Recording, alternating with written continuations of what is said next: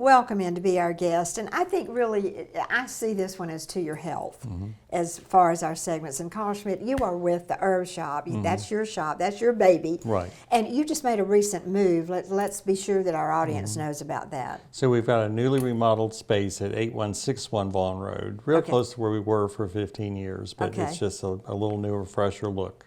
So that what you were in Pepper Tree. Right, we were in Pepper Tree 1, and then we had a temporary move while we could get this space ready. And so we're next door to the jewelry store now.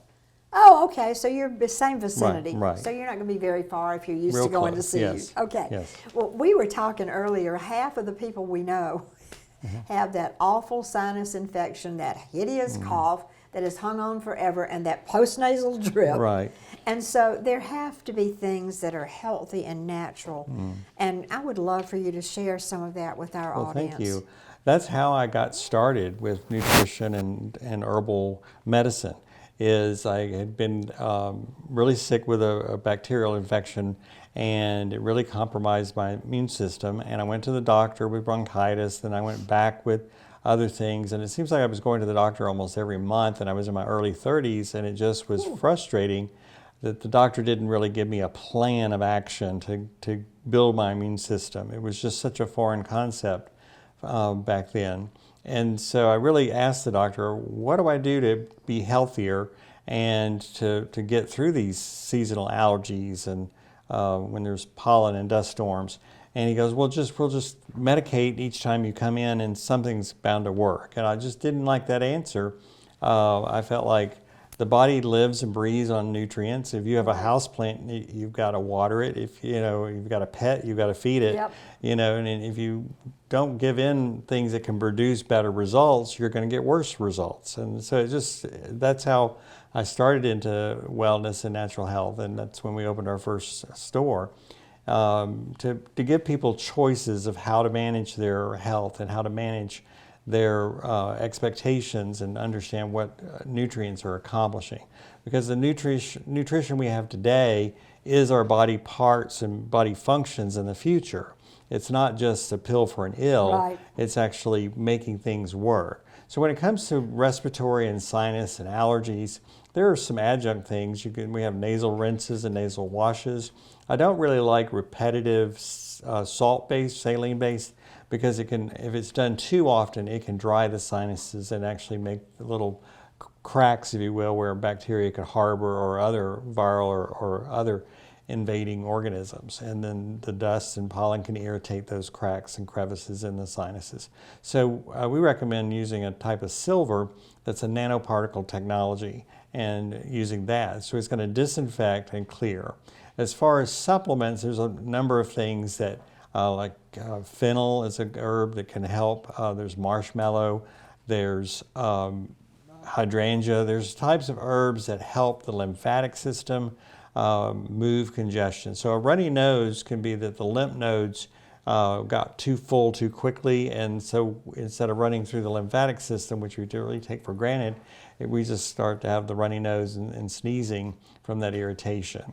Other things with the liver and how the liver functions are important. So protein called NAC, N-acetylcysteine, can help the liver work more efficient and better so that the liver can make its own levels of histamine action. And so supporting liver chemistry is really important. So there's a lot of different moving parts depending on the frequency and whether it's just symptomatic, and then reflecting back on their maintenance of everything from how much water they drink to what they generally eat.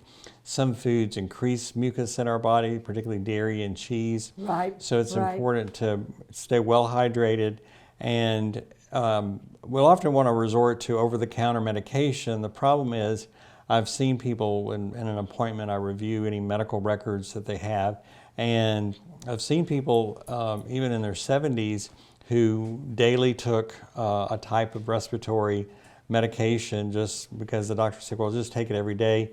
And they're starting to have early kidney issues. Ooh. And so their filtration rate is getting into a warning area.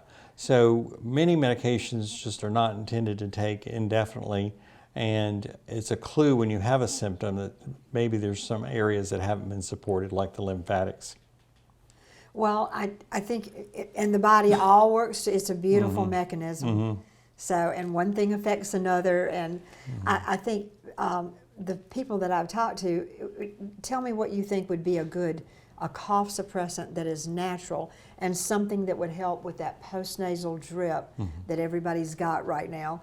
Yes, well, keeping the sinuses healthy with the silver spray is a good way to help keep the sinuses clear of any congestion or impactions.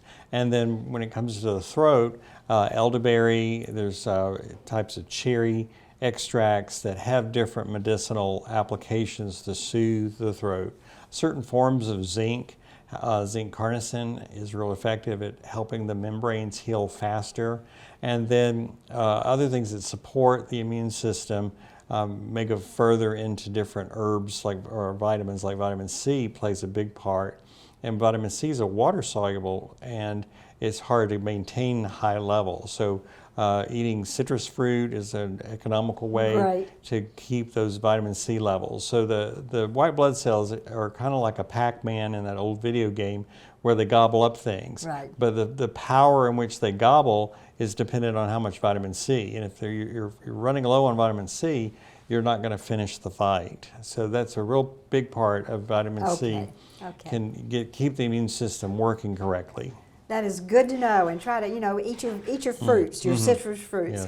Carl, thank you so much, because we're really into being healthy, and you are really a guru on that. Well, thank you. So thank you for being with us, and we'll have more next week. We'll be back.